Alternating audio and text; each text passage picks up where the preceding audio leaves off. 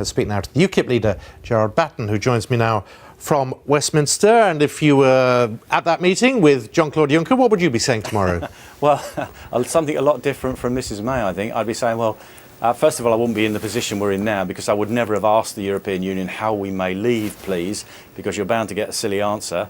They don't want us to leave. So I think what I expect Mrs May to do is to go along and give them an update on the Brexit betrayal process and then ask for her instructions from Mr Juncker on what they do next. We're in a completely terrible position precisely because we've gone about this the wrong way. The only way that it can be salvaged is to get rid of Mrs May and to put somebody in her place who genuinely wants to leave the European Union. And do what? Then tell the European Union how it's going to work and not keep asking them. We repeal the 1972 European Communities Act, we leave under our law, not theirs, and then we say this is how it's going to work. You can have tariff-free trade or you can have WTO terms. Please tell us what you want fairly quickly and we can do either. Then we're going to reach an agreement on citizens' rights, and then over a period of time we're going to disentangle ourselves from the 175,000 odd bits of European legislation, every jot and tittle. That will take time, but we're going to address it in terms of our priorities and our timescale. And yes, of course, we do want to trade, have friendship and cooperation with you, and this is how it's going to work. Difficulty with all that, of course, is that we are at the moment a member of the EU, we are a member of the club, we have to do it under those terms. Well, that's precisely why I just said we repeal the 1972 European Communities Act so that we've left under our law and our constitution. And don't forget, Article 50 says that any nation may leave according to their own constitutional requirements.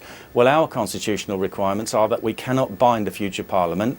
We cannot have our laws made by an outside body. The whole of our membership for the last 45 years has been unconstitutional, unlawful and actually void under our law. So we can take that position straight away and tell them how it's going to work going forward. But we need somebody who actually believes in this country, believes in our law and our constitution, to tell the European Union how we're going to make that work in a friendly and cooperative way, because of course we want to keep trading with them, they want to keep trading with us.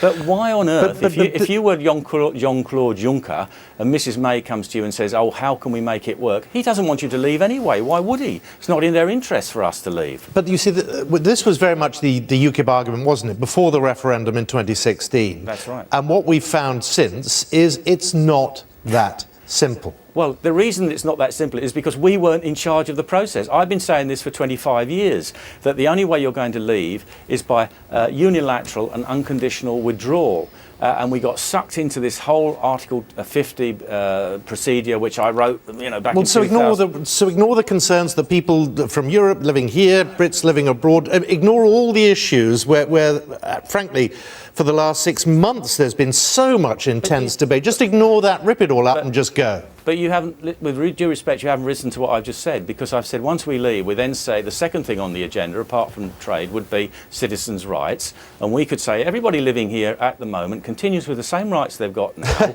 Yeah, all we're looking for. But you're absolutely ignoring the EU in this. I mean, presumably, what you're thinking, they will just say, yes, you're absolutely right. We're sorry you've gone. Let's help you do it. Well, let's come back to that specific point I've made. They've got about 3.2 million of their citizens living here.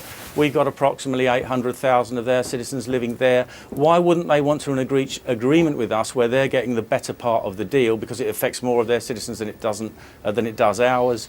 On trade, they sell us far more than we sell them.